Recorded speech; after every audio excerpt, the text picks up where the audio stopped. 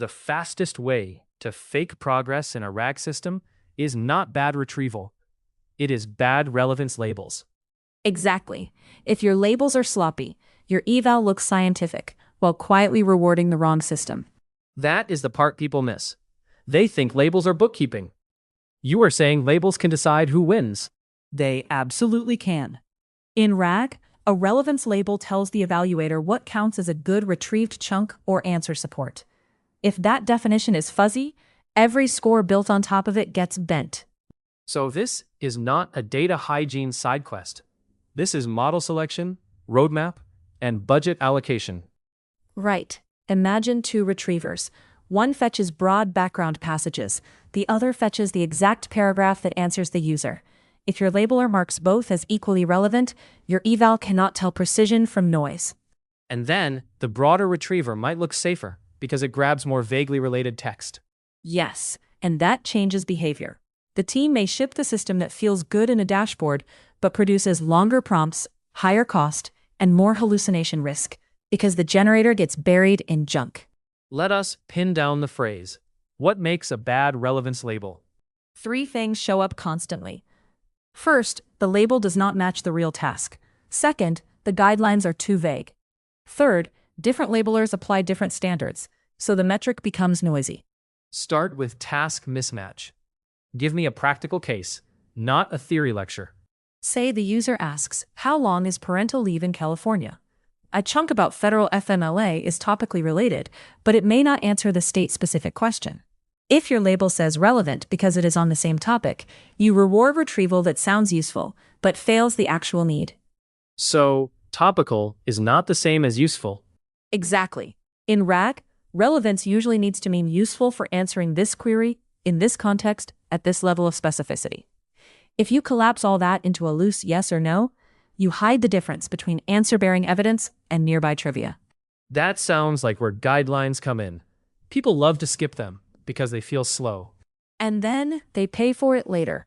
Good guidelines force decisions up front. What counts as relevant? Does partially useful count? Is outdated information irrelevant? Does a chunk need the exact answer or just a key supporting fact? Without those rules, every labeler invents their own product spec. Which means your metric is not measuring the system. It is measuring the mood of the annotator that day. That is harsh, but often true. Here is a common scenario. One labeler sees a passage with the right entity names and marks relevant.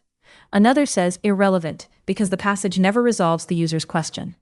Both feel reasonable. Your agreement drops, and now your eval score jumps around, even when the model barely changed. This is where teams start celebrating tiny gains that are probably just label noise.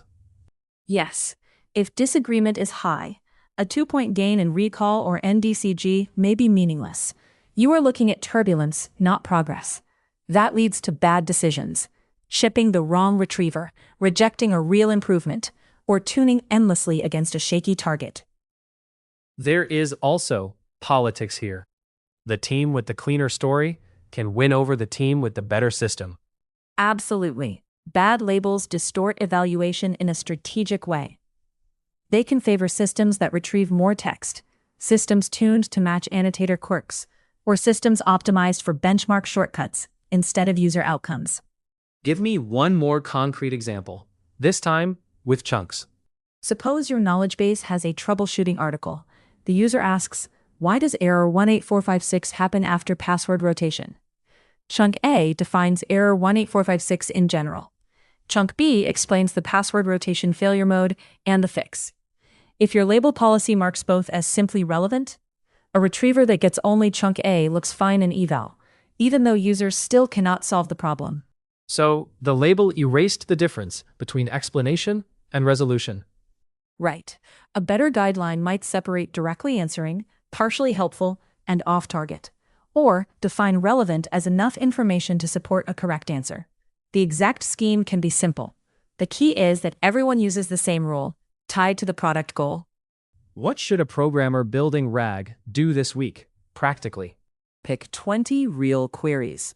Write a 1-page labeling guide with examples of relevant, partially relevant, and not relevant. Include edge cases like outdated docs, broad background, and duplicate chunks.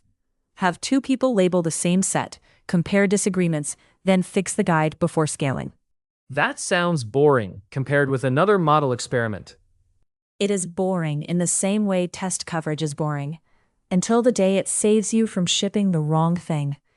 Better labels make eval trustworthy, and trustworthy eval is what lets you move fast without lying to yourself. So the real risk is not imperfect retrieval. It is false confidence. Exactly.